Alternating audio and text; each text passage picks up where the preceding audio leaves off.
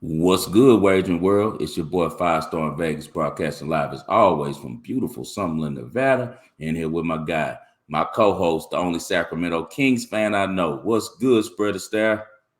Man, everything's good but the Kings. I had all six of my picks last night, right? I texted my buddy at halftime. I'm gonna get a sweep tonight, right? I'm gonna Right. get all the picks right. Even though I only bet three of them, but right, I was like, oh, I'm feeling good, and then they absolutely blew that game. But other than that, things are good, right? It's an interesting time of the NBA season. I was telling you right before we went on. I think a lot of these numbers are really evened out, right? Because the large sample size, we have a really good idea of who these teams are.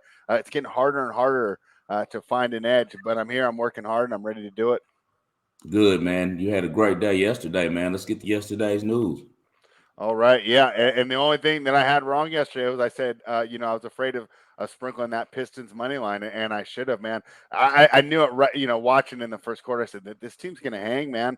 Cade Cunningham looks so good. His body control in the paint, his ability to get buckets, and his ability to find the open man when the defense draws on him. That guy's a great player, and I really like the core they're building there in Detroit. And hey, we got to give him credit, right? The guy didn't work out here, but Marvin Bagley and Cade Cunningham has found some chemistry right off the bat. Bagley's helping those bench minutes, and I noticed he closed the game for him. So even though he came off the bench to start the game, he was in that closing lineup.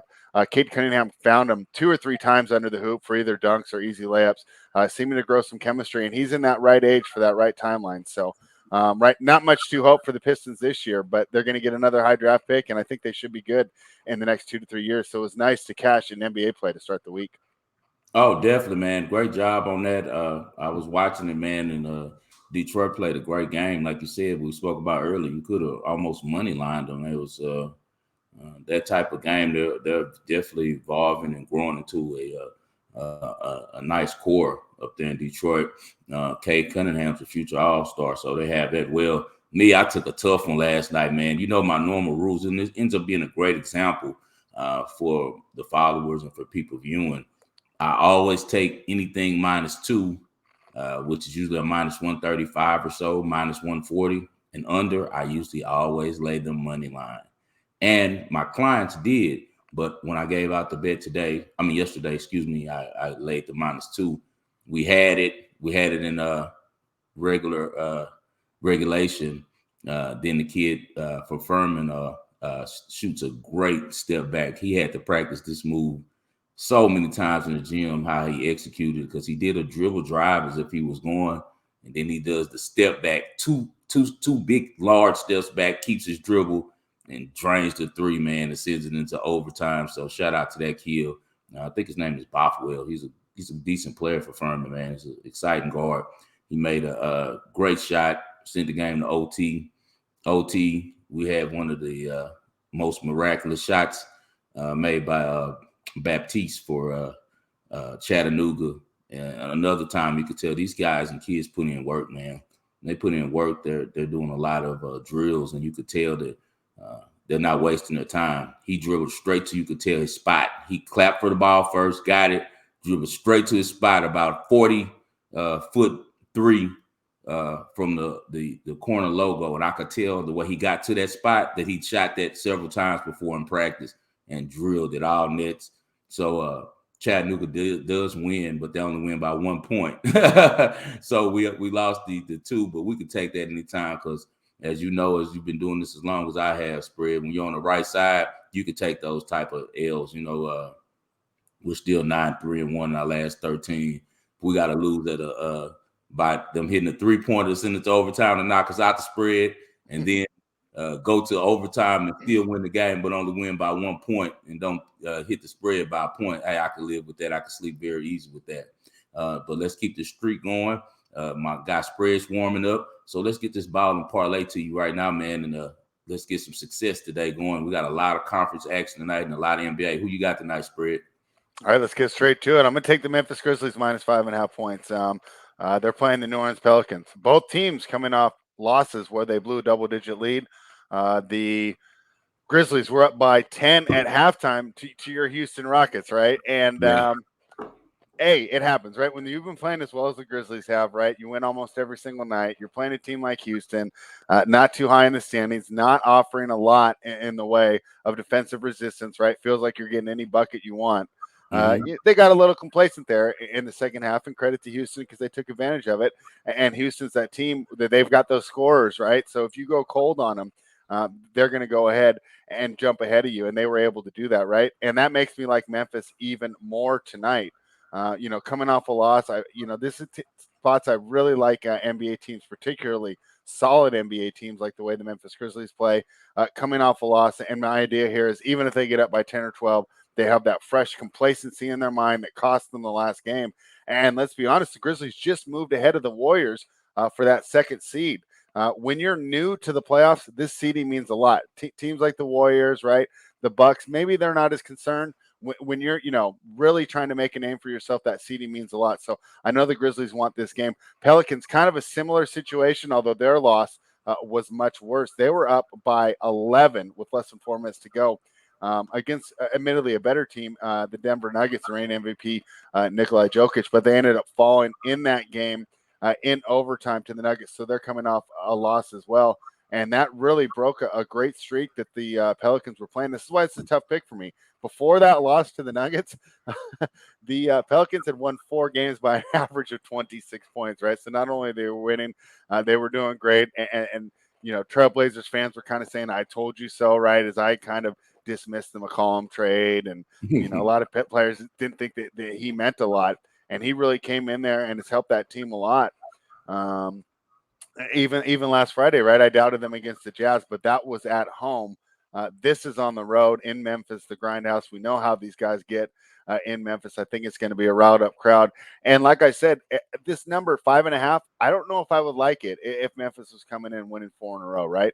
But coming in off that loss where they know themselves that they lit up and didn't give 100% in that third quarter and really led them to lose. I think we're going to get great effort from the Grizzlies tonight. I think they keep their foot on the gas, even with the big lead. I'm taking the Memphis Grizzlies minus 5.5.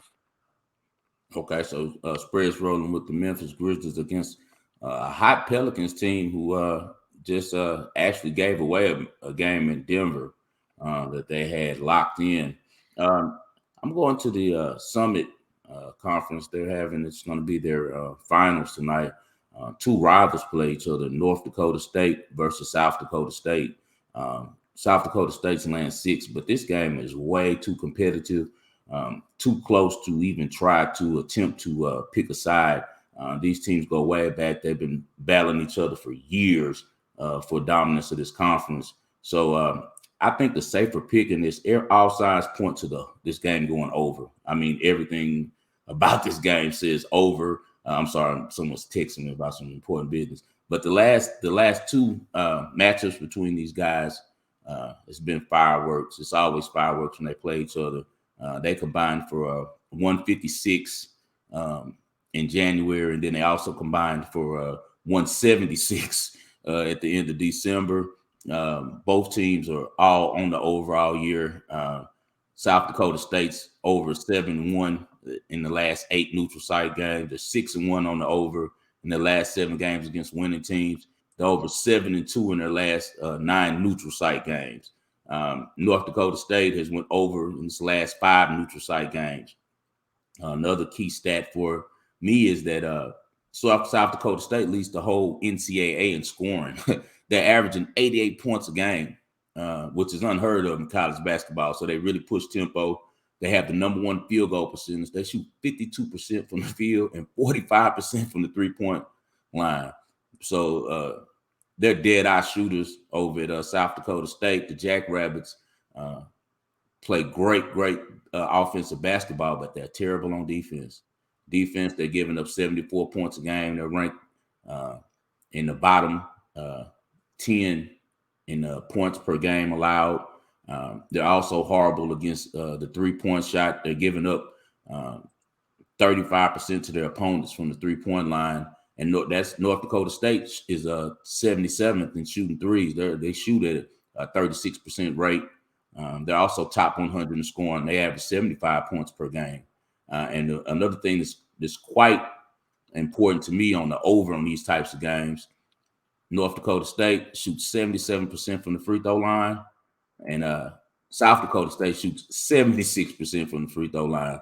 And they're both top 30 in free throw percentage. Well, North Dakota State is 27th ranked, and South Dakota State is 38th, right outside the top 30, but still shoot a very high percentage from the free throw line. And that's most important when it comes to covering these overs on these games, is being able to nail free throws at the end, because all of the fouling and stuff is going to start at the end. The rest with these 1-and-1s, when you're playing the over, you can't have a miss on the front end. You got to capitalize off the 2 free throws, and I believe both of these teams shall.